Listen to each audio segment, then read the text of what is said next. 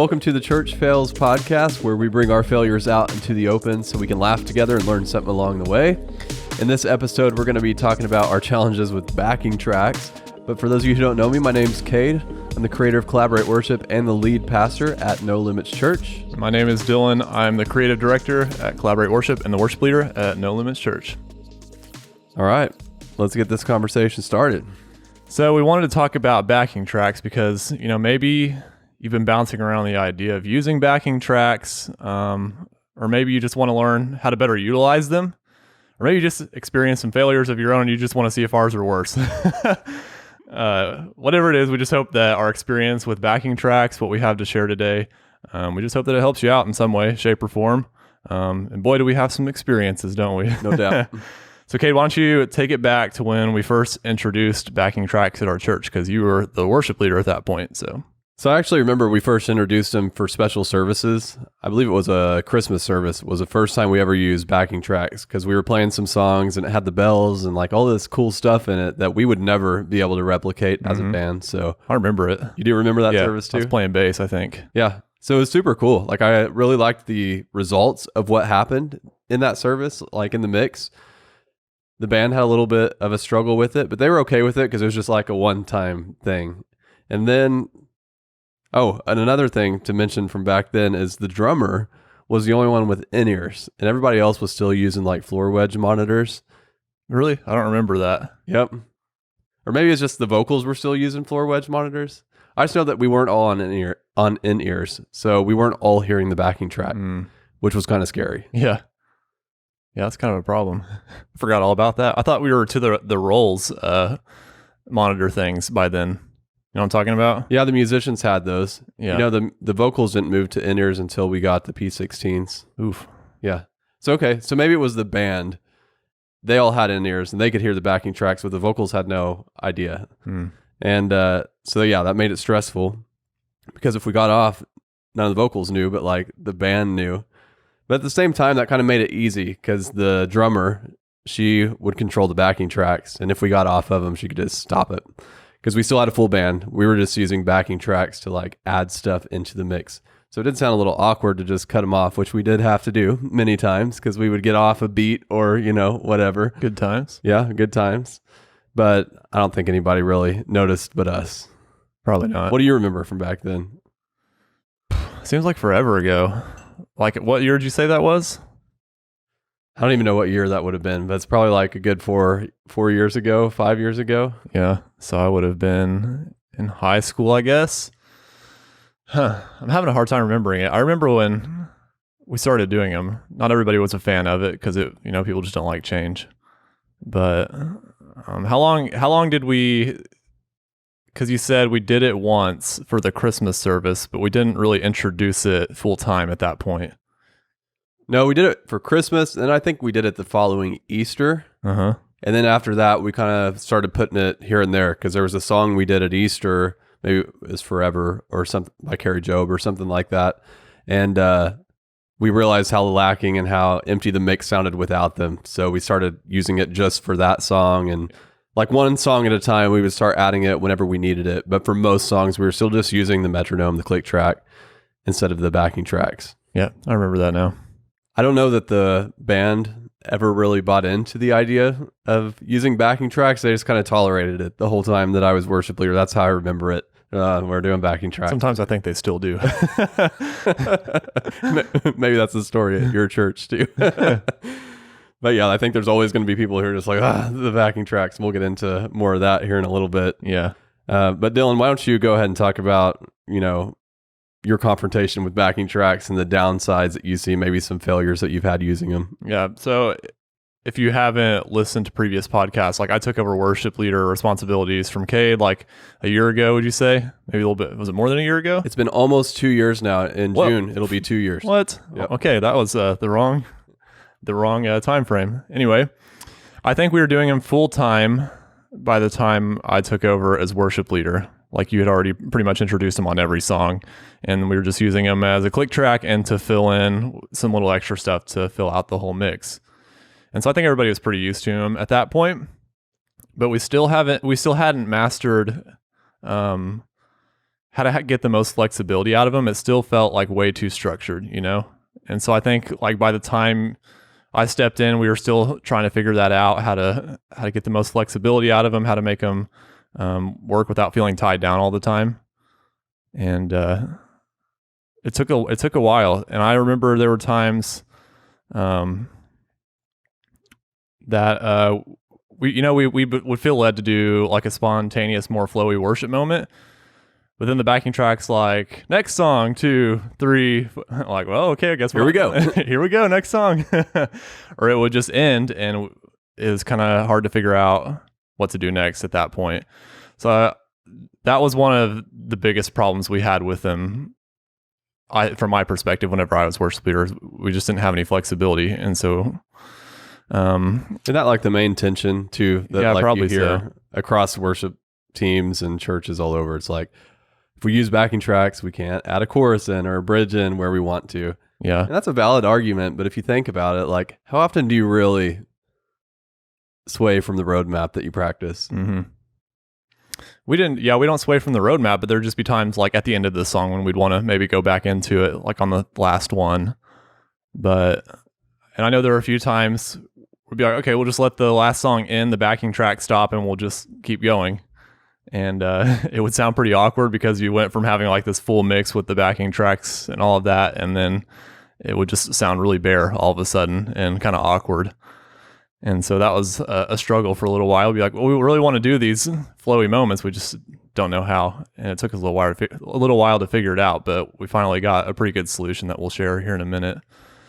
But that was one of our biggest struggles for me anyway. And then there were multiple times where at the end of the countdown, we would hit play on the backing tracks and there's nothing there.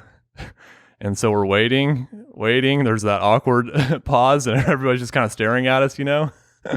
What's and going on? Come to find out, they would accidentally get muted back on the soundboard with like the mute group that mutes all the instruments. And so he would unmute all of us, but the backing tracks didn't get unmuted with it for whatever reason. And so we'd all just stop and look at each other, and I'd try to crack some joke to the congregation like, oh, whoops, let's try that again. And it usually would work by the second time, but Awkward. yeah, we did that multiple times. Before we got it figured out. Yeah. And I remember that actually. And the solution was, people are probably wondering, well, don't you have in-ears? Can't you just have it go to the in-ears and not the main mix? Mm-hmm. The answer is yes. We have the backing tracks grouped with something else on the P16 mixers because, you know, you only have 16 channels on the P16, so sometimes you have to group things together. And when you do that, if you mute the individual channel, but the bus where you're grouping these things together is unmuted, like that individual channel is still going to be muted everywhere, including the P16. So that's what was going on. We figured that out. And so I think we ended up putting it on its own thing now so that that doesn't happen anymore. Yeah, that was a bummer moment. Kind of ruins the whole, because our countdown, or we call it our pre-roll. It's very like climactic at the end, and then you go into your first like upbeat praise song, and yep, it's an awkward moment. Energy up, energy killed. Good times. And then my third confrontational downside that we've had with it is there were multiple times that we've just gotten off tempo. And it's especially if you're just one beat off, it's really hard to find yourself back onto the song. It's a lot easier if you get way off because you're like, okay, we'll just wait for the next chorus. Okay, there it is. Chorus, 2, Yeah.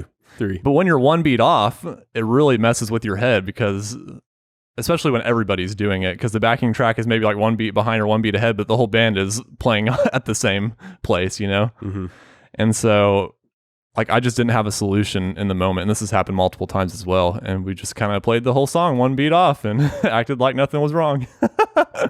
And most people didn't notice. Yeah. But I did. Yeah, you did. Y'all were one beat off the whole song. Did you notice that? Yep. Yeah. But they made it to the end. Like, that was kind of my congratulations. Like, the band stayed together, even though you were beat off the backing track the whole time. Yeah. One of the songs that it happened with most recently was Who Is Like the Lord by Highlands Worship. And it's got a very syncopated synth pattern in it. Yeah, and when it's off, it sounds really off. And so that one did not sound good a beat off. What's funny about that is the Sunday that I remember, and it was several Sundays, but the one I remember is we had the bass guitar going through the backing track because our bass player couldn't be there, or we didn't have one at that point or something. Mm-hmm. And so to have the bass guitar one beat off, like one beat after everything else is hitting, like it was the weirdest feeling. It's like the bass always slid into like the pocket. Every beat. A little cringy feeling. Yeah. Yeah. But yeah, those are some good times we've had with backing tracks. All those things we found solutions for. I think those are probably just some apprehensions that people have about backing tracks and some things that we've experienced. But we want to share some solutions that we found with you. So why don't you share some that you found to be helpful? Well, I would start with the fact that simplicity is better with backing tracks, because it's a temptation whenever you first pull them up. It's like there's a lot of cool stuff in there. So it's like you want to add this and this and that. You want to add it all in there. And then it really can mess up your mix if you do that. And it can fight with the musicians that are on the stage and maybe even make them frustrated because, you know, something in the backing tracks is really close to what they're playing. So they're like, what am I supposed to be playing? And why am I even up here? Because it's being played in the backing tracks. Mm-hmm. So my first encouragement is to be really careful of that and know what the musicians are playing, know what your electric guitar is playing and your keyboard's playing. That way, whenever you're mixing those backing tracks in before the band gets there, you know to take out those parts, or don't put anything in there that even closely aligns with what they're doing. Or like if they're occupying a certain part of the frequency spectrum, they're kind of like in those low mids playing big chords or something like that. Don't add that into the backing tracks. Find the things that add, you know, sparkle to it, or like a shaker or a syncopated rhythm from a synth. And like in the case of our church, we have a keyboard player that she's traditionally trained. Mm-hmm. And so she does not like playing the synth stuff that's in modern worship today. And we've kind of pushed her to do some of that over the years, but it was always tension for her. Like she did a good job with it, but she didn't enjoy it. And it's like, you really don't want your musicians to hate their job. Mm-hmm. So we ended up pulling that responsibility off of her, and all the synth stuff you just put in the backing tracks. So she doesn't have to deal with it. Mm-hmm. And she can just play keys, which she is really good at. And she kills it. Yeah. She can thrive where she belongs. So, mm-hmm. And on that topic, you talked about, you know, having stuff in there that would make people feel like, okay, why am I even here if we're just throwing this in the backing track? The backing tracks in that way also, I think this is one of the biggest benefits of them. It's like if you have, let's say you're a small church like us, you only have one of each instrument player and they're going to be gone one Sunday. You didn't find out till Saturday. That's a pretty stressful moment right there. But you know, there's been times when that's happened and it's like, you can put them at ease because you can say like, okay, this one Sunday is totally cool that we just put the piano and the backing track. Like obviously we would much rather have you there, but we can handle it without you. And that has always just helped them to know it's okay to miss a week if they really need to. And even moments when we haven't had a bass player for an extended period of time, we've been able to put the bass into the backing track so that we don't really have to worry about, like I could have played bass. I just don't really like to play bass and lead vocally at the same time. And so like if I can be a better worship leader and vocal leader and put the bass in the backing track, then that's what I'm going to do, you know? For sure. Yeah. But it's really nice to have that as an option, like for when the musicians are going to be gone. Because I think probably most of the churches listening to this podcast are small churches where you only have one musician or maybe two, you know, in certain places. At our church, we only have one musician in each spot right now. So it relieves a lot of stress on you as a worship leader. Yeah, for sure. To know that you have a backup plan. But like you said, the real musician is way better. We were without a bass guitar for like 6 months or so, maybe longer. And now we have one. And it is so much better. So much better. Yeah. You also don't really know what you're missing until you get the real thing back. And you're like, oh, that's really nice. And you really can't explain that because the backing tracks have like mastered sound, like from Highlands or like wherever the track came from. So you think it would just sound great. Even better than the bass guitar that you have, because maybe you can't mix as good as the guys at Highlands. But for some reason, I don't even have an explanation for this. The live musician sounds better, way better. Yeah. So probably because it's been mastered for a setting that's not your room, you know? I guess so. It's weird. Yeah. I think that's the biggest selling point for backing tracks. Like that benefit right there, I think, is enough reason to start using them if you haven't already. Another thing that has helped us with is our timing. Like we've grown in our ability to stay on time better. Some of our instrumentalists have struggled over the years with staying on tempo and keeping consistent timing. And I think that the backing tracks, because it's so like structured, like this is what you're doing. And if you get off, you're off, you know? And so it's pushed them into more excellence as far as timing is concerned, and I think we've grown a lot in that aspect. Yeah, it kind of takes away the option to not be on time, because when it's just a metronome and you get off a beat, so what? Mm-hmm. I mean, it kind of makes the downbeat feel weird, but other than that, Yeah. with the backing track, it's like you don't have the option to get off a beat, so figure it out. And obviously it is a source of contention too, like we talked about some failures earlier, but I think in the long run it does help you grow with your timing.